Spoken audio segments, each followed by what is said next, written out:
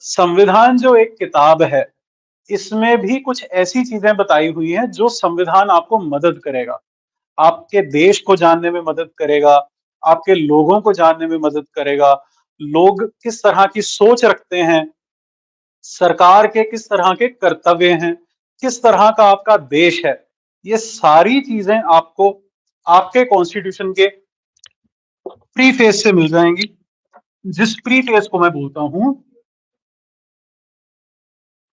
Preamble to the. Preamble किसी भी चीज का हो सकता है। यूपीएससी ने मेंस में हमारे टाइम में बहुत पहले क्वेश्चन पूछा था, what is the preamble of right to education, मान लीजिए। तो ये अभी नहीं आएगा ऑब्वियसली, बट यस किसी और एक्ट का प्रियम्बल आ सकता है। मतलब you have to give the aims, objectives and philosophy of that particular law, कि राइट टू एजुकेशन का एम क्या है। 100% बच्चों को शिक्षित करना, फ्री और कंपलसरी एजुकेशन देना, और सरकारी पब्लिक एजुकेशन देना। प्राइवेट एजुकेशन फ्री नहीं है, सिर्फ सरकारी एजुकेशन फ्री है। और क्वालिटी देना, 100% लिटरेसी लेकर आना, है ना। डेमोग्राफिक डिविडेंड को यूटिलाइज करना, एक अच्छा फाउंडेशन बनाना नेशन बिल्डिंग की। These are all the philosophies of right to education. और एक राइट बेस्ड अप्रोच, कि बच्चा अगर माँ बाप नहीं पढ़ाना चाहते तो भी बच्चा जाकर पढ़े, अगर समाज उसको, दलित बच्चा है समाज पढ़ने नहीं देना चाहता तो भी बच्चा जाकर पढ़े, गरीब है बच्चा तो भी बच्चा जाकर पढ़े, कोई रुकावट ना आए समाज की। ये भी उसका एक एम है राइट टू एजुकेशन का। तो वो राइट टू एजुकेशन के प्रियम्बल में आपको लिखना था। बच्चे एक्ट को लिख देते हैं, no, write the preamble, write just the philosophy. Act के बारे में थोड़ा सा बताओ, बट ज्यादा नहीं चाहिए आपको। फॉर एग्जाम्पल वो बोलते हैं philosophy of the companies act 2013।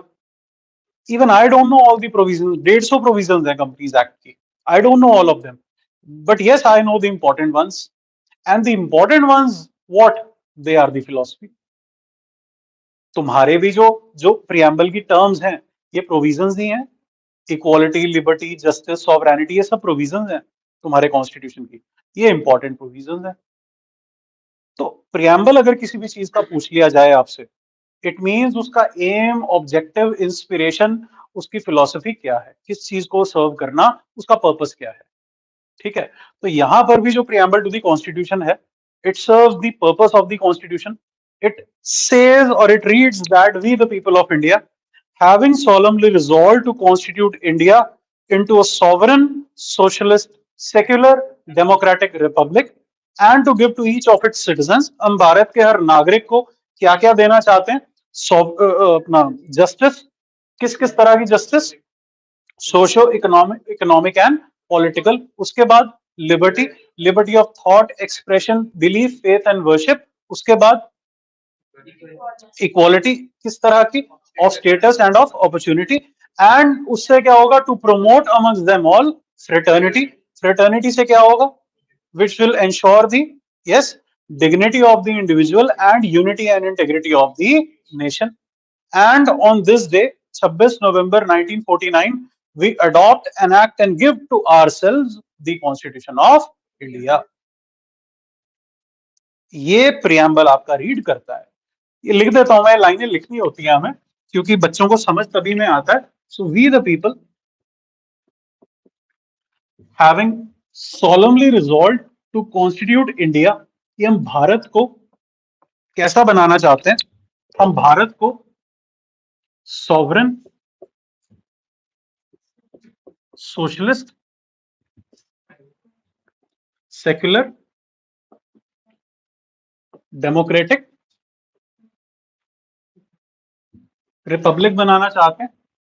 And to secure to all its citizens, हम अपने हर सिटीजन को क्या देना चाहते हैं, या हम अपने हर सिटीजन को, यहां पर पहली चीज हम उसको देना चाहते हैं, okay, so this is A, and B में हम उसको जस्टिस। जस्टिस किस तरह की देना चाहते हैं, 3 तरह की जस्टिस हम देना चाहते हैं। और उसके बाद जस्टिस के बाद हम क्या देना चाहते हैं अपने बंधुओं को, liberty, liberty of thought, expression, belief, faith worship. उसके बाद क्या देना चाहते हैं हम अपने बंदों को? कितनी तरह की इक्वालिटी हम देना चाहते हैं अपने बंदों को? Equality of plus equality of opportunity हम अपने हर बंदे को देना चाहते हैं। वो क्या प्रमोट करेगा? फ्रेटर्निटी। फ्रेटर्निटी से क्या आएगा? हमें क्या मिलेगा? यस, डिग्निटी ऑफ किसकी? Not nation, individual. एंड उसके बाद क्या मिलेगा? Plus unity and integrity of India या फिर नेशन। ये ये हो गया बी पोर्शन। या फिर मैं अगर इसको ए मान लूं, इसी को ए मानना पड़ेगा। A B C.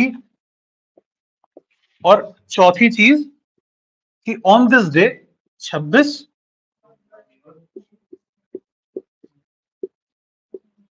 we adopt, enact and give to ourselves the constitution of India।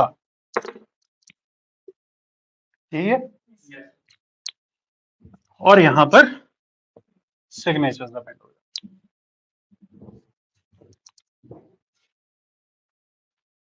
कोई इसमें दिक्कत नहीं होनी चाहिए। We the people of India having solemnly resolved to constitute India into a, Bharat के हम लोग, we the people of India having solemnly resolved, हम प्रण लेते हैं, टू कॉन्स्टिट्यूट इंडिया, भारत को हम कैसा बनाएंगे? हम 5 तरीके का भारत को बनाएंगे। पहले क्लॉज में वी द पीपल, भारत के हम लोग, इसका भी एसेंस बताऊंगा, इसको भी कुरे देंगे हम। Sovereign, socialist, secular, democratic, Republic. Sovereign मतलब एक ऐसी अथॉरिटी जिसके ऊपर कोई ना हो, ये नेचर ऑफ स्टेट हो गई मतलब हमारी। जो ये पोर्शन है वी द पीपल, मतलब भारत को बना कौन रहा है? ये हम लोग बना रहे हैं। ये मतलब भारत के संविधान की शुरुआत हमसे है। मतलब जो मैंने बोला था कि संविधान लोगों के लिए है, लोग संविधान के लिए नहीं है। Constitution is the means and the people are the ends. लिखो ये स्टेटमेंट, अगर यही पूछ ले, constitution is the means and people are the end, what will you write? तो शुरुआत ही यहां से करना। In essence, it is the people who are the sovereign authority who give the constitution to themselves by virtue of a social contract। संविधान तो एक जरिया है कहां तक पहुंचने के लिए? लोगों की खुशहाली पर पहुंचने के लिए। Constitution is the means and people are the ends. तो पहली चीज तो यही है कि लोग। दूसरी चीज किस तरह की पॉलिटी है हमारी? तो यहां पर सॉवरेन अथॉरिटी कौन है? We the people. दूसरी चीज नेचर ऑफ पॉलिटी, किस तरह का हमारा देश है? तीसरा यस, एम्स एंड ऑब्जेक्टिव्स। और एम्स एंड ऑब्जेक्टिव्स किन के लिए हैं? ये लोगों के लिए ही हैं। AIIMS and objectives for people, कि लोगों को हमें क्या क्या देना है। हमें लोगों को जस्टिस भी देनी है, लिबर्टी, इक्वालिटी और फ्रेटर्निटी, ये 4 चीजें हमें लोगों को देनी है। छठी चीज, सॉरी डी जो आ गया, ये आपका क्लॉज है। हाँ, ये हिस्टोरिकल इवेंट हो गया कि इस तरह से हम कर रहे हैं। सो इसमें कोई प्रॉब्लम नहीं होनी चाहिए। Very easy, very simple. ये तो आपने 8th 9th 10th में भी पढ़ा ही हुआ है सब लोगों ने। ठीक है, तो हाँ, संप्रभुता या सॉवरेन अथॉरिटी हमें देता है कि कौन है नेचर ऑफ स्टेट, राज्य का स्वरूप हमें मिलता है यहां से। तीसरी चीज the AIIMS, aspirations and objectives, मतलब हमारे उद्देश्य क्या है, हमारी आकांक्षाएं क्या है, हमारी मंशाएं क्या है। चौथी चीज जो हमें मिलती है एनैक्टिंग क्लॉज, ठीक है ना, अधिनियम खंड जो है, ये हमें हमारे संविधान का मिलता है। ठीक है, तो आइए पहली चीज देखते हैं, we the people. We the people, yes yes yes, बताइए। Enacting clause. एनैक्टिंग क्लॉज क्या होता है? किसी भी चीज को जो क्लॉज एंड में आकर, मतलब फाइनल जो टच होता है उसका। तुमने सारा कॉन्स्टिट्यूशन क्या कर लिया? तुमने सारा कॉन्स्टिट्यूशन डिबेट कर लिया, डेलिब्रेट कर लिया, लिख लिया, सब कुछ कर लिया तुमने। मतलब अब सहमति है, अब कुछ नहीं है। अब फाइनल बटन दबा कर रिलीज करनी है पिक्चर। तो फाइनल इनेक्टिंग क्लॉज मतलब एक फॉर्मल प्रोसेस होता है कि बस अब हमने बटन दबा दिया, अब इसके बाद हमारी पिक्चर कंप्लीट है, रिलीज हो जाएगी। सो सो ये, हाँ, ये सबके सिग्नेचर्स हो गए, जो जो लोग ये हैं, जिन लोगों ने बनाया है। इन लोगों ने किसके थ्रू बनाया था? इनडायरेक्टली बनाया था, कॉन्स्टिट्यूएंट असेंबली। इन लोगों ने और प्रिंसली स्टेट्स के लोगों ने मिलकर ये संविधान बनाया था। हाँ जी, वो तो सोर्स क्या हुआ? सोर्स का मतलब स्रोत क्या है, कहां से आ रहा है ये? तो यहां पर कहां लिखा है कहां से आ रहा है? यहाँ हिस्टोरिकल सोर्स की कोई बात नहीं की गई है। वैसे हिस्ट्री की बात यह है कि इस तारीख को हमने क्या कर दिया, अमर कर दिया। ये तारीख आज के बाद क्या मानी जाएगी? कॉन्स्टिट्यूशन डे मानी जाएगी, 26/11। Have you understood that there is no historical source here? Please understand. हाँ, हमने इसका एक सिर्फ डेट लिखकर एक एसेंस डाल दिया कि देखो, इससे ये भी पता चलता है ना कि आजादी के कितनी पास हमें मिला था, और लॉन्ग लेड वॉर थी हमारी, है ना। और आज भी हमें पता चलता है कि इतने साल हो गए हमें ये फीट अचीव किए। तो डेट, जैसे कहते हैं ना फाउंडर्स डे मनाते हैं, तो ये वही फाउंडर्स डे वाली बात हो गई एक तरह। हाँ, तो हमारे यहाँ फाउंडर तो कौन ही था? अंबेडकर तो नहीं था, तो कॉन्स्टिट्यूशन को ही फाउंडर डे बनाते हैं। तो यही संविधान दिवस जो है, ये इसका सिग्निफिकेंस है। Is there any historical source here? No. There is no mention of the Government of India Act 1935. No. There is no mention of the Governor General या Objective Resolution of Nehru. There is no essence of the, let us say, Birkenhead या Motilal Nehru report. There is no essence of, I would say, any other constitution of the world. हमने जहां से चीजें adopt करी है ना, हमने कहाँ कहाँ से क्या क्या लिया है, ब्रिटेन के पार्लियामेंट से क्या कहते, क्या क्या अडॉप्ट करा है हमने, अमेरिका से क्या सीखा है हमने, कनाडा से, जर्मनी से तो इमरजेंसी लिया है हमने, पता ही था हिटलर है वहां, तो इमरजेंसी ले लो उससे, है ना। तो या ऑल दीज थिंग्स, है ना। आयरलैंड से डीएसपी ले आए।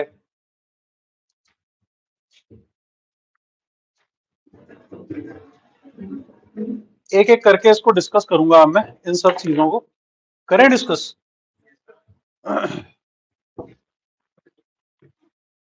आइए, तो सबसे पहली चीज आपके सामने लिखी हुई है, वी द पीपल, भारत के हम लोग। देखो, ये चीज दो तीन चीजों का हमें महत्व बताती है। सबसे पहले तो ये यही चीज बता रही है कि भारत के हम लोग, मतलब संविधान की शुरुआत ही हमने यहां से करी है। मतलब कि शुरुआती शब्द या शुरुआती या ओपनिंग लाइंस ही मेरे कॉन्स्टिट्यूशन की हम लोगों को समर्पित हैं। और ये भी बता रहा है कि ये हम लोगों की तरफ से है संविधान। We the people having solemnly resolved, हम प्रण ले रहे हैं टू कॉन्स्टिट्यूट इंडिया। मतलब भारत को बना कौन रहा है? भारत के लोग बना रहे हैं। तो पावर ही सबसे पहली मैंने लोगों में डाल दी। इसका सबसे बड़ा सिग्निफिकेंस ही ये है। If you are asked that who is the sovereign authority in India, आप बोलोगे पॉपुलर सॉवरेनिटी, मतलब लोगों का शासन है यहाँ। एंड अल्टीमेटली लोगों ने किसको चुना है? कॉन्स्टिट्यूशन को चुना है, उनको सुशासन की तरफ, या उनको उनको कानूनी व्यवस्था बनाने के लिए। और संविधान ही फिर लोगों से कहता है कल को कि आप फ्री एंड फेयर इलेक्शन करो, और आप अपने विधायक चुनो, अपने एरिया के प्रतिनिधि चुनो अपने। और वो फिर, क्योंकि आप 140 करोड़ हो गए हो, आपके बस की बात नहीं है। तो हाँ वो लोग जो हैं वो आपके लिए क्या करेंगे? वो आपके लिए कोई कानून बनाएंगे, कोई लॉज, कोई रूल्स एंड रेगुलेशंस आप लोगों के लिए बनेंगे। ठीक है ना? समझ में आ रहा है ना? तो ये एक अथॉरिटेटिव क्लॉज है, एक सॉवरेन अथॉरिटी को दर्शा देता है कि वी द पीपल एक्चुअली है कौन, भारत में एक्चुअल पावर है कौन। समझ में आया सबको? तो it gives the ultimate source of power, that people are the ultimate source of power. This is the essence of we the people. अब, हाँ जी, हाँ तो क्या है, उससे क्या दिक्कत है? चाहे इनडायरेक्ट ही हो, थे तो तुम्हारे ही लोग ना। मान लो तुम लोगों ने संविधान सभा चुनी, संविधान सभा में डायरेक्ट इलेक्शन नहीं थे, उस टाइम माहौल भी नहीं था डायरेक्ट इलेक्शन का, और तुम लोगों को इतनी अकल भी नहीं थी। आज भी नहीं है, पर चलो उस टाइम तो बिल्कुल भी नहीं थी। तो हाँ, तुम्हें मतलब ही नहीं पता था कि ये संविधान होता क्या है ना, क्या क्या करीबे कर रहे हो, ये you did not know anything, है ना, तुम्हें कुछ भी नहीं पता था। का होवत है का नहीं होवत है, तुम्हें कुछ नहीं पता था, you did not know what is happening. So what you thought that तुम्हारा नेता कौन है, जवाहरलाल नेहरू। तुम्हारा नेता कौन है, सरदार वल्लभ भाई पटेल। तुम्हारा नेता कौन है, डॉक्टर बी आर अम्बेडकर, वो दलितों का नेता था। बलवंत सिंह, इतने सारे लोग थे। तो ये सब लोग तुम्हारी तरफ से, और इन्होंने तुम्हारा भला ही चाहा है, तुम्हारे लिए जेल गए हैं, तुम्हारे लिए मरे हैं, कुर्बानियां दी हैं इन्होंने। तो इनको हक है, तुम्ही ने हक दिया है इनको, तुम्हारी तरफ से ये आगे जाएं। प्लस एक और चीज सुनो, अभी तो तुम कह रहे हो इनडायरेक्ट इलेक्शंस, लेकिन जब इलेक्शंस हुए भी थे थोड़ी बहुत फ्रेंचाइज से 1934 में और 1900, तब तुमने किसको जिताया था, इन्हीं लोगों को जिताते आए हो तुम। तो ये लोग और वो लोग कोई अलग नहीं थे, और तुम्हारी कोई इच्छाएं बदल नहीं गई थी पार्टीशन के टाइम की तुम्हें कोई और बंदा चाहिए। If you loved Nehru in 1920s, you made him the chairperson of the All India Trade Union Congress या All India Students Welfare Association या so and so. You made Lala Chaman Lal, you made Bhagat Singh, or you made whoever, हैं जी, लाला लाजपत राय और वो Chaman Diwan Chaman Lal, I don't remember. So you made all of them, तुमने उनको बनाया। तो अब क्या हो गया, अब बदल थोड़ी दोगे, अब जिन्ना को थोड़ी बनाओगे, अब तुम इन्हीं को बनाओगे ना। मैं वही कह रहा हूँ ना, डायरेक्ट इलेक्शन में भी तो यही लोग आए थे, तो अब इनडायरेक्ट भी हो गए, तो तुम ये जस्टिफाई करोगी। देखो तुम्हें ही ना उकसाया जाएगा, तुम्हें, हाँ, तुम्हें इंटरव्यू में ही बोला जाएगा। तुम अगर बाय चांस तुम फंस गई किसी ऐसे उसमें, तो इनडायरेक्ट इलेक्शन या डायरेक्ट इलेक्शन के चक्कर में, तो तुम्हें पूछा जाएगा ये कि भाई संविधान सभा तो बनी ही इनडायरेक्ट इलेक्शन से थी, तब तुम कैसे कह सकती हो कि ये भारत के लोग ही हैं, या ये भारत के लोगों की ही इच्छा है, या ये भारत के लोगों का ही रिजॉल्व है। तो तुम्हें जवाब देना पड़ेगा। This is a classical question, 50 साल पुराना सवाल है यूपीएससी का, जीएस 2 का, मतलब पॉलिटी का, कि do you think that constitutional assembly was a representative body, कि क्या वो लोगों की मनो महत्वाकांक्षाओं को दर्शाती थी। तो तुम बोलोगी बिल्कुल, वही नेहरू तो इसमें है, वही नेहरू वहां है, वही अंबेडकर इसमें है, वही वहां है, वही इंदुलाल याग्निक, वही तुम्हारी कौन थी वो, सरोजिनी नायडू, वही यहाँ है, वही वहां है। और कॉन्स्टिट्यू और फिर तुम ये बोलोगी कि इन लोगों ने भी, कोई ये नहीं है कि हिटलर की तरह, तानाशाह की तरह ये डिसीजन लिया है। हर ये डेलिब्रेशंस, कॉन्स्टिट्यूशनल असेंबली डिबेट का एक एक मिनट है तुम्हारे पास। तो इसी तरह यहाँ पर भी हर एक एक चीज का जो है वर्णन किया गया है। संविधान सभा के तर्क वितर्क जो थे, डिबेट्स थी उनकी, समझ में, तो तुम ये बोलोगी yes. So it is the people's expression, you will not deny it. दूसरी चीज, अब जब तुमने इसको ध्यान से देखा, हम, we, there is an essence of the word we. We is a very small word, लेकिन इसका जो स्पिरिट है, जो एसेंस है, जो फैलाव है इसका, पूरे 100 150 करोड़, कितने हो गए, जितने भी हो गए, हाँ, हैं जी, 140 ही हुए हैं, तो 150 हो गए होंगे यार। 100 रियल टाइम में देखा करो ना तुम, रियल टाइम में जो घड़ी चलती रहती है, जो, तो है ना, किलकारियां बजती रहती हैं जो गूगल पे। तो यस, तो हम जो 150 करोड़ लोग हैं, ये, हाँ, हम ये उनकी शक्ति नहीं कहूंगा, उन ये उनका एसेंस है, कि वो सब लोगों की एक मर्जी है ये, है ना, उन सब लोगों का एक्सप्रेशन है। सिर्फ दलितों का एक्सप्रेशन नहीं है, सिर्फ ब्राह्मणों का या सिर्फ हिंदू मुसलमानों का, सिर्फ अमीरों का या गरीबों का एक्सप्रेशन नहीं है। We the people encompasses each and every person in the Indian society. जो इंसान हिंदुस्तानी है, कैनेडियन नहीं, जो इंसान हिंदुस्तानी है, हर उस इंसान की आवाज को दर्शाता है ये संविधान। हर उस इंसान की आवाज का प्रतीक है, हर उस इंसान की प्रतिमा है तुम लोगों का ये संविधान। तो दिस इज द एसेंस। ये तुम्हारे समाज की जितनी आइडेंटिटीज हैं, ये सबका एकजुट होकर एक्सप्रेशन है, उसका भाव है ये। This is an expression of all the social identities of your country. Punjabi भी है इसमें, बंगाली भी है इसमें, नॉर्थ ईस्टर्न भी है इसमें।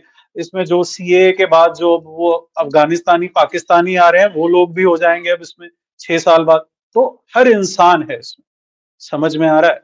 तो ये इसका एसेंस है, वी द पीपल। अगले एक्सप्रेशन पर चलते हैं। We the people of India have solemnly resolved to constitute India into a sovereign. What is the meaning of the word sovereign? Sovereign मतलब कि जो भारत के लोग हैं, उनसे ऊपर भारत में और कोई भी नहीं है। भारत के लोगों ने अपने देश भारत को बनाया है। तो इन दैट एसेंस दुनिया की कोई भी शक्ति, चाइना की चाहे जीडीपी ज्यादा हो, चाहे उनका डिफेंस एक्सपेंडिचर ज्यादा हो, चाहे उनके पास आर्म्स एंड एम्युनिशन ज्यादा हो, कुछ भी हो, लेकिन वो भी तुमसे ऊपर नहीं है। चाहे तुमने यूएन ज्वाइन भी कर लिया, चाहे तुमने कॉमनवेल्थ को ज्वाइन भी कर लिया, फिर भी उन लोगों में ये हिम्मत नहीं है कि तुम लोगों को वो अपनी टर्म्स डिक्टेट कर पाए। तुमने अपनी मर्जी से कॉमनवेल्थ ज्वाइन किया था, तुम लोगों ने अपनी मर्जी से संयुक्त राष्ट्र या यूनाइटेड नेशंस को ज्वाइन किया था। So they are no one to dictate terms to you. That is outside India, even inside India. See, in inside India, I would compare, not that state is more powerful than the people, no, or constitution is more powerful than the people, no. I would say that rationally, I would say that India is greater than the unsocial elements which are against India inside India.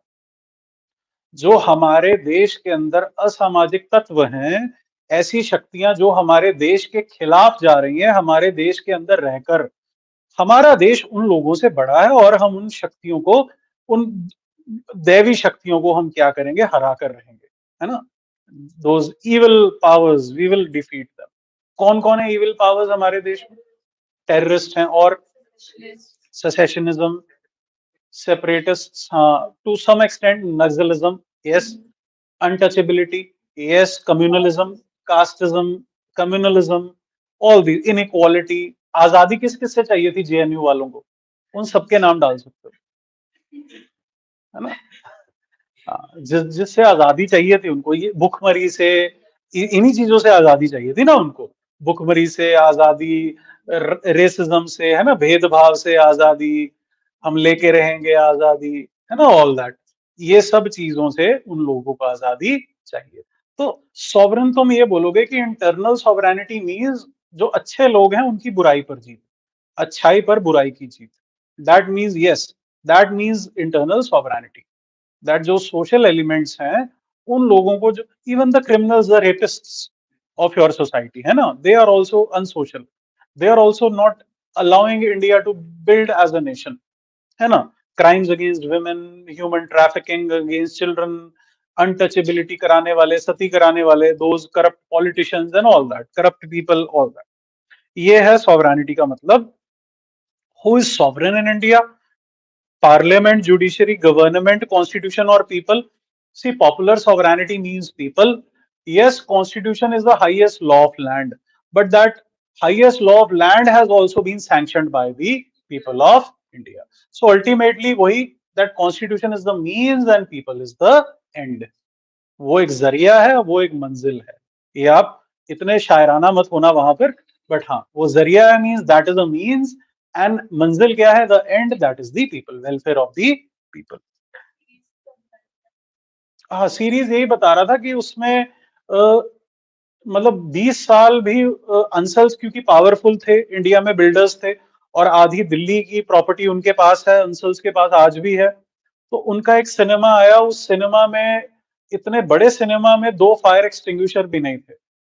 और cinema में usually हमारे time में, तुम तो भी अच्छे cinemas में जाने लगे, हमारे टाइम में जब हम बच्चे थे ना, तो दौड़कर कुर्सी लेनी पड़ती थी और जगह रोकनी पड़ती थी। कोई वो टिकट वाला सिस्टम, बुकिंग वाला नहीं होता था, सीरियल वाइज कोई सिस्टम नहीं होता था। दूसरी चीज एक होती थी, जैसे ही अंदर हॉल फुल हो जाता था, बाहर से कुंडी लगा दिया करते थे। क्यों? ताकि अंदर वाला तो कोई ना आए और बाहर वाला भी कोई अंदर ना जाए बिना टिकट के। क्योंकि पुरानी बिल्डिंग्स में वो होते हैं ना, कबूतरों के बैठने के लिए आने जाने वाली जगहें बहुत होती हैं, तो कोई लीकेज ना हो जाए, इसीलिए चिटकनियां लगा दिया करते थे। तो सिनेमा में ये दिखाया गया कि नीचे आग लगी और balcony is kind of an enclosure, सारा धुआं ऊपर बालकनी में इकट्ठा हो गया और बालकनी की चिटकनियां खोलनी भूल गए वो, ताकि कोई और एंटर ना हो, और बालकनी वाले सारे लोग जलकर जलकर क्या, धुएं से घुटकर उनका दम। So this has been a real story there. And बात ये नहीं है कि वहां इवेंट क्या हुआ, बात ये है कि क्योंकि देवर पावरफुल पीपल, उनके लॉयर ने ये प्रूव कर दिया कि जो आग लगी वो दिल्ली डेवलपमेंट बोर्ड के ट्रांसफार्मर के कारण लगी, जो आग लगी, और उसमें अंसल्स का कोई भी रोल नहीं था। तो वो रिहा हो गए और बरी हो गए, and this and that. So this is not sovereignty कि एक सेक्शन दूसरे सेक्शन के ऊपर हावी हो जाए अपने पैसे के दम पर। Sovereignty means every person is supreme in India, हर इंसान की सुनी जानी चाहिए, है ना, वो एसेंस भी है। What are the limits to sovereignty in contemporary times? आज के समय में सॉवरेनिटी के ऊपर क्या रोक लगी है, देश की पावर्स को कौन कौन रोक सकता है? देखो, कुछ हद तक अल कायदा, आतंकवादी, जो हाँ नॉन स्टेट एक्टर्स हैं, वो लोग भी रोक सकते हैं तुम्हारे देश को। और कौन रोक सकता है? Globalisation, LPG, technology, social media, human rights, बिल्कुल, डिप्लोमेटिक इम्यूनिटी, ये भी, हाँ, एनजीओज, बिल्कुल, ये सारे लोग, मतलब सिविल सोसाइटी जो है तुम्हारी सॉवरेनिटी को, और इंटरनेशनल ऑर्गेनाइजेशंस, इंटरनेशनल ट्रीटीज, यूएनओज वगैरह, ये सब आज रुकावटें लगा सकती हैं तुम लोगों की सॉवरेनिटी पर। यही लिखा होगा हमने, या नॉन स्टेट एक्टर्स, मतलब एनजीओज, गैर लाभकारी संगठन, non for profit organization, terrorist and human rights, बिल्कुल, globalization, how does technology do that? ठीक है, ऑल दैट। सोशलिस्ट, देखो, समाजवाद, समाजवाद, रादर, ठीक है, तुम अपने देश को सॉवरन के अलावा सोशलिस्ट भी बनाना चाहते हो। ये संविधान में स्टार्टिंग से नहीं था ये शब्द, लेकिन संविधान का संशोधन किया तुमने, किससे किया? 42nd कॉन्स्टिट्यूशनल अमेंडमेंट 1976, उससे तुमने वर्ड सोशलिस्ट अपने प्रियम्बल में ऐड किया। क्या है सोशलिज्म? यस, हैं जी, हाँ, जैसे मैंने यहाँ पर बताया था ना, जॉन लॉक ने बोला था कि एक इंडिविजुअल की प्राथमिकता पूरे समाज से ऊपर रहती है, लेकिन सोशलिज्म बिल्कुल उल्टा है। वो बोलता है पूरे समाज की प्राथमिकता एक अकेले इंसान से ऊपर रहती है, क्योंकि एक इंसान को क्या है, समाज के साथ और समाज के अंदर रहना पड़ता है। वो कोई जंगल में तो अकेला रहता नहीं है, वो भटकता नहीं है, तो he has to adhere to the norms set by the society. Society के जो रूल्स एंड रेगुलेशंस हैं, फॉर एग्जांपल, एक सिंपल ड्रेसिंग सेंस से ही ले लेते हैं।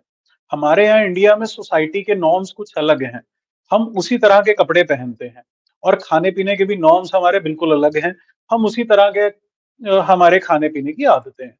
अगर आप यूरोप में चले जाएं या अमेरिका में चले जाएं, यहाँ पर alcoholism is a sin. Alcohol की हर बॉटल पर इंजूरियस टू हेल्थ लिखा होता है, and it is considered to be an unsocial और अ सिन गुड। इसीलिए सरकार उस पर टैक्स भी बहुत लगाती है। और और इसीलिए एक सेपरेट लाइसेंस पॉलिसी होती है अल्कोहल बेचने के लिए। आप हर राशन की दुकान पर मदिरा नहीं रख सकते, अल्कोहल। और जो मेडिकल यूज के लिए भी स्पिरिट चाहिए, हर केमिस्ट भी नहीं रख सकता, हर फार्मासिस्ट भी नहीं रख सकता। उसको भी एक प्रॉपर क्वांटिटी से ज्यादा स्पिरिट रखने के लिए उसको लाइसेंस चाहिए होता है, पहली चीज। लेकिन जो फॉरेन की अगर आप सोसाइटी देखें, तो वहां पर आपको हर राशन की दुकान पर आपको दूध की थैलियां कम मिलेंगी, और हाँ, आपको अल्कोहल की जो कैंस हैं वो ज्यादा मिलेंगी। सब्जियों के साथ ही पड़े होते हैं, मैंने नहीं खरीदे ना, मैंने मतलब देखे जरूर है, मैंने पढ़े। तो यहाँ पर फल फ्रूट होते हैं, तो साथ में सामान भी चाहिए होता है ना काटने के लिए, तो साथ ही अल्कोहल सजाई होती है उन्होंने। और वहां पर कोई रोक टोक नहीं है, बच्चा, बूढ़ा, औरत, मर्द, पढ़ा लिखा, अनपढ़, तो this is the essence of socialism. एक और टर्म्स में भी होता है सोशलिज्म का sense, in economic terms. See, in economic terms liberalism क्या बोलता है कि यार, एक इंसान को बिल्कुल फ्रीडम चाहिए सोसाइटी से और स्टेट से। लेकिन सोशलिज्म में क्या होता है, स्टेट जो है लार्जर गुड के लिए, पब्लिक गुड के लिए, सोशल गुड के लिए एक इंसान के ऊपर बहुत ज्यादा रोक टोक कर सकती है, उसकी प्रॉपर्टी पर, उसकी स्पीच पर, उसकी फंडामेंटल राइट्स पर, उसकी ट्रैवलिंग पर, उसके बिजनेस पर, उसकी मोनोपोली। तो ये इकोनॉमिक टर्म्स में हो गया। क्यों, एनवायरमेंटल डिग्रेडेशन के लिए भी लगा सकती है, जेंडर इक्वालिटी के लिए भी लगा सकती है, पॉवर्टी के लिए, मासेस के लिए, इन सब चीजों के लिए बोल सकती है। जो स्टेट, जो राज्य या जो देश इस मानसिकता में या इस आइडियोलॉजी में या इस सोच में विश्वास रखते हैं, उनको हम सोशलिस्ट कंट्रीज कहते हैं, समाजवादी देश बोलते हैं, या कल्याणकारी देश बोलते हैं। They are not classical liberal और limited states, they are not night watchman states, they are not laissez faire economies, they are not rolled back states. ठीक है ना। इनमें क्या होता है, सोसाइटी को प्रेसिडेंस होती है, मतलब इंडिविजुअल की जो राइट्स होती हैं आप उनको भी सप्रेस कर सकते हो। मतलब individual has less rights for himself, more duties towards the community और द सोसाइटी। सोसाइटी या समाज के प्रति तुम्हारे ज्यादा क्या, ठीक है ना। तो यही है। और major strategic social goods are provided by the public sector. जो सार्वजनिक क्षेत्र है वो आपको मेजर गुड्स, जो आपकी बेसिक नेसेसिटीज ऑफ लाइफ हैं, रोटी, कपड़ा और मकान, जैसे 2022 तक everyone will have a house, farmers will have double income, 75 साल, ये सारी चीजें जो है सरकार तुम लोगों को प्रोवाइड करेगी। Law and order, security, park, MNREGA, employment, public transport, free education, health, Ayushman cards, community health centres या तुम्हारे सरकारी हॉस्पिटल, सरकारी college, government college, hostels, libraries. कौन सी लाइब्रेरी में थी आज आप, देवी जी? जो मोहन बेकरी के सामने। ओके। तो हाँ, वो लाइब्रेरी भी क्या चैरिटेबल है वो लाइब्रेरी, है ना, वही वाली चीज है। तो यही है। और कोई खास टेस्ट देना हो, आप यहाँ भी आ सकती हैं, मतलब जो आपको कंफर्टेबल लगे आप यहाँ आकर टेस्ट दे सकती हैं। ठीक है। हाँ। और कांग्रेस ने अपने 1955 के अवधि सेशन में डिक्लेयर कर दिया था कि इंडिया की सोसाइटी सोशलिस्ट पैटर्न पर चलेगी। सोशलिस्ट पैटर्न ऑफ सोसाइटी का एक रेजोल्यूशन ले लिया था हमारी इंडियन नेशनल कांग्रेस। ये रेजोल्यूशन क्या है, जैसे कि रेजोल्यूशन आजादी से पहले लिया करते थे। लाहौर सेशन के रेजोल्यूशन क्या क्या थे, और झंडा फहराया था, इंडिपेंडेंस डे मनाया था, तो ये सारे रेजोल्यूशंस थे तुम्हारे। ठीक है ना, हाँ। और इनकलाब जिंदाबाद, तो ये सारे रेजोल्यूशंस थे उस टाइम के। इसी तरह कराची सेशन में भी रेजोल्यूशन लिए। हर सेशन में कांग्रेस अपने रेजोल्यूशन ले लेती थी। रेजोल्यूशन क्या दिखाती थी, क्या क्या होता है इसका इम्पैक्ट क्या होता है, दिखाती है किसी क्लॉज की तरफ कि हम इस चीज को समर्पित हैं, इस चीज को हम डेडिकेटेड हैं। लेकिन हर सोशलिज्म, सोशलिज्म एक कहा जाता है कि समाजवाद एक ऐसी टोपी है जिसको सब लोगों ने पहन पहन कर उसका जो किस्म है, उसकी जो शेप है वो बदल दी है। Socialism is a hat which has been worn by so many people that it has now lost its shape। ठीक है ना। तो सोशलिज्म के भी कई सारे प्रकार हैं, विभिन्न प्रकार हैं।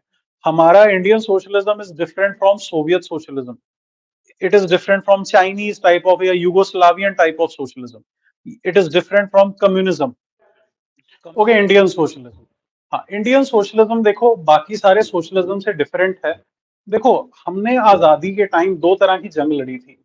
एक हमने एक इंसान के मौलिक अधिकारों के लिए भी जंग लड़ी थी, एक हमने पूरे समाज जो हमारा गुलाम था अंग्रेजों के खिलाफ, हमने उसके खिलाफ भी जंग लड़ी थी। भगत सिंह वगैरह ने आकर ये भी जंग लड़ी थी कि अंग्रेजों के बाहर जाने से महज कुछ नहीं होगा, हम असली आजाद तब होंगे। 1920s और 30s के डेकेड इसलिए बहुत इंपॉर्टेंट है, ये एक नई स्ट्रीम ऑफ थिंकिंग तुम्हें देते हैं, सोशलिज्म का एसेंस डाल देते हैं तुम्हारे यहाँ। तो भगत सिंह वगैरह ने बोला that we also need to stop the exploitation of one man by the other man।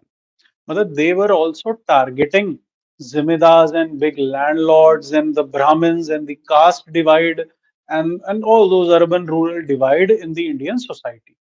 अमीरी और गरीबी का फर्क भी वो लोग बहुत अच्छे तरीके से कम करना चाहते थे। समझ में आया आपको? तो सोशलिज्म हमारा उसी तरह का है। हमें एक इंडिविजुअल इंसान के बारे में भी सोचना पड़ेगा, लेकिन हमें पूरे समाज के बारे में भी सोचना पड़ेगा। क्योंकि एक इंसान के बारे में अगर बहुत ज़्यादा आप सोच लेते हो, तो वो यूरोपीय या अमेरिकी किस्म का उदारतावाद बन जाता है, वो लिबरलिज़्म बन जाता है। और वो उदारतावाद फिर समाज के बारे में नहीं सोचता, वो पर्यावरण के बारे में नहीं सोचता, वो गरीबों के बारे में नहीं सोचता। लेकिन दूसरी ओर अगर हम संपूर्ण समाजवाद देखें या एक्सट्रीम या क्रूड तरीके का अगर हम समाजवाद देखें या रूसी तरीके का अगर हम समाजवाद देखें, उस समाजवाद में तुमने इंसान के मौलिक अधिकार बिल्कुल खत्म ही कर दिए। स्टेट इतनी पावरफुल हो गई वहां पर और एक political party communist party of Russia Bolshevik party इतनी ज्यादा पावरफुल हो गई कि उन्होंने लोगों के सामाजिक अधिकारों को ही खत्म कर दिया, मौलिक अधिकारों को ही खत्म कर दिया। लोगों को एक गुलामी के रास्ते पर वो ले गए, सिर्फ ये कहकर कि हम लोगों की जिंदगी सुधारना चाहते हैं। लोगों को कुछ भी सांस लेना भी उन्होंने मुश्किल कर दिया। चाइना ने भी यही किया। चाइना में आप सरकार का विरोध नहीं कर सकते। चाइना का खुद का सर्च इंजन है, खुद का सोशल मीडिया प्लेटफॉर्म है, खुद की डेटिंग साइट्स हैं, खुद की बिजनेस साइट्स हैं उनकी, खुद का मतलब ये अमेज़न वगैरह खुद की, है ना? क्या बोलते हैं अमेज़न को? ऑनलाइन शॉपिंग साइट्स हैं। हाँ, अलीबाबा, उसको भी खत्म कर दिया, जैक मा को भी उन्होंने। तो कुल हाँ, जो भी उनको विरोध करेगा, उन सबको चाइना खत्म कर देगा। ये सबसे बड़ी प्रॉब्लम है चाइना। यहाँ पर तो आप फिर भी आप तिब्बतियंस होकर भी या नेपालीज होकर भी आप गोरखालैंड के लिए अलग डिमांड कर सकते हैं, प्ले कार्ड लगाकर, फ्री गोरखालैंड या फ्री फ्री। वहां पर आप फ्री तिब्बत के वो प्ले कार्ड्स नहीं लगा सकते। आप लगाएंगे फिर आप रहेंगे ही नहीं उसके लिए, उसको हाँ पकड़ने के लिए आप रहेंगे ही नहीं। है जी, कार्ड भी नहीं रहेंगे, बंदे भी नहीं रहेंगे, कुछ तो रहे, कार्ड ही रह जाए। एटलीस्ट मेरे मकबरे पर तो लगा दो वो, वहां पर भी नहीं रहेगा, मकबरा ही नहीं बनेगा तुम्हारा तो पहली बात। ठीक है ना? हाँ, तो फर्टिलाइज साथ ही ऑर्गेनिक तुम्हारा ह्यूमस कन्वर्ट हो जाएगा तुम्हारा। ठीक है ना? हाँ, नॉर्थ कोरिया की तो बात ही क्या कहनी, ऐसा तो देश ही नहीं है। उस जैसा तो देश ही नहीं है कोई, है ना? वाकई में नहीं है। किम जोंग उन जो है वो मशरूम कट। ठीक है ना? तो हाँ, तो समझ में आया। तो ये वाली चीज है। तो हम ना तो कम्युनिस्ट हैं। अच्छा, कम्युनिज्म और सोशलिज्म में एक एलिमेंट्री फर्क होता है। देखो, कम्युनिज्म क्या होता है कि वहां पर प्राइवेट प्रॉपर्टी बिल्कुल अलाउड नहीं होती। तो 100% कोई भी देश कभी 100% कम्युनिस्ट नहीं रह सकता। संपूर्ण लिबरलिज्म क्या होता है कि ultimate power to a single person and absolute freedom of property. ऐसा भी कभी नहीं पॉसिबल हो सकता। कुछ ऐसी चीजें हैं जो सरकार के पास रहेंगी रहेंगी। अगर बहुत एक्सट्रीम हद से हद लिबरल कंट्री जैसे अमेरिका है, America is the most liberal nation of this world, वहां पर भी कुछ ऐसी चीजें हैं जो लोगों के पास नहीं है, जो सिर्फ सरकार के पास है। उदाहरण तौर पर न्यूक्लियर ऊर्जा, जो न्यूक्लियर एनर्जी है, या एटॉमिक वेपन्स जो हो गए, या डिफेंस वेपन्स जो हो गए वहां के, large weapons of mass destruction, not छोटे मोटे वेपन्स। गन्स लॉबी तो वहां पूरी भरपूर है। तो ये तरह यूरोप में भी यही है। तो बहुत सारी चीजें ऐसी हैं जो एक लिबरल कंट्री में सोशलिस्ट वाली होंगी और एक सोशलिस्ट कंट्री में लिबरल्स वाली होंगी। कोई कंट्री 100% एक किस्म का नहीं रह सकता। उसको टैग क्या मिलता है? जो उसमें ज्यादा हो। अगर उसमें समाजवादीपन ज्यादा हो तो उसको सोशलिस्ट का टैग मिल जाएगा।